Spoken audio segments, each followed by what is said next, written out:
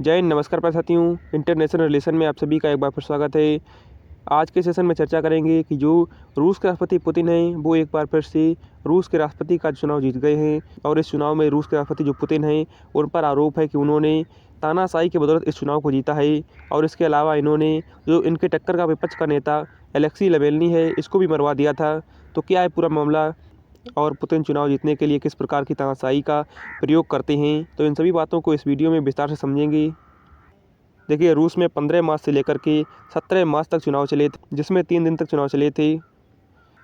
और इस चुनाव में वोट डालने के लिए बैलेट पेपर का यूज हुआ था। इसके अलावा रूस में पहली बार ऑनलाइन वोट डालने की भी सुविधा दी गई थी और इस ऑनलाइन सुविधा में जो रूस के 80 लाख लोगों ने ऑनलाइन वोट डाला था। इसके अलावा रूस ने यूक्रेन के जिन स्थानों पर कब्जा किया है उन पर भी ज़बरदस्ती पूर्वक इनसे वोट डलवाया गया था और जब यहाँ पर वोट पड़ रहे थे तब रशियन आर्मी यहाँ पर मौजूद थी। इसके अलावा इस चुनाव को लेकर के रूस के लोगों ने मतदान केंद्र के बाहर खूब विरोध किया। इसके अलावा कई लोग गिरफ्तार भी किए गए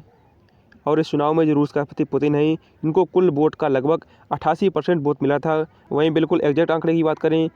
तो इनको 87.94% वोट मिले थे। वहीं इनके 3 विपक्षी थे, जिनमें जो दूसरे नंबर पर विपक्षी है उसको 4% वोट मिले थे।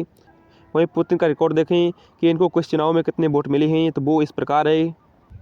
लेकिन आंकड़ों को देखें कि किस वर्ष पुतिन को कितने प्रतिशत वोट मिले थे, तो जब पहली बार पुतिन ने सन 2000 में चुनाव लड़ा था तब पुतिन को 53.4% वोट मिले थे और जब दूसरी बार पुतिन ने 2004 में चुनाव लड़ा था तब पुतिन को 71.9% वोट मिले थे और जब 2012 में पुतिन ने चुनाव लड़ा था तो पुतिन को 63.6% वोट मिले थे। वहीं 2018 में आखिरी बार जब चुनाव लड़ा था तो इनको 76.66% वोट मिले थे। वहीं इस बार इनको 88% वोट मिले हैं, यानी कि इनका जो वोट मिलने का जो आंकड़ा है वो लगातार हर चुनाव के बाद बढ़ता चला जा रहा है और जो 88% आंकड़ा होता है ये लगभग एक तरफा तानाशाही अलग ही नज़र आती है। देखिए, सन 2012 में जो एलेक्सी नावल्नी नाम का यह जो व्यक्ति है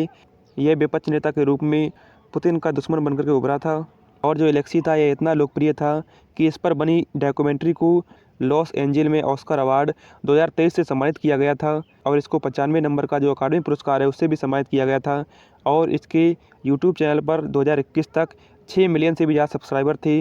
इसके अलावा आप एलेक्सी की जो लोकप्रियता है इसका जो अंदाज़ा इस प्रकार से लगा सकते हैं कि एलेक्सी को मारने के लिए जो पुतिन है इन्होंने पॉइजन स्क्वाड का गठन किया था, यानी कि इनको जहर देकर मारने के लिए एक नई टीम बनाई गई थी और इनको जहर देने के लिए 40 फ्लाइटों को ट्रैक किया गया था क्योंकि इन फ्लाइटों में एलेक्सी के होने की संभावना थी। लेकिन जब इनको जहर से नहीं मारा जा सका तो इनको दोषी करार दे करके जेल में डाल दिया गया और फिर अभी इनकी जेल में ही गोपनीय तरीके से मृत्यु हो गई, जिसमें पुतिन पर आरोप है कि इन्होंने ही एलेक्सी को मरवाया है। तो इसके अलावा पुतिन की बात करें तो जो पुतिन है ये 1999 में रूस के कारबाग राष्ट्रपति बने थे, क्योंकि जो उस समय रूस के राष्ट्रपति थे वे बीमार चल रहे थे। इसी वजह से पुतिन को उस समय का कारबाग राष्ट्रपति चुना गया था। फिर इसके बाद पुतिन ने खुद सन 2000 में चुनाव लड़ा और पुतिन इस चुनाव को जीत गए थे।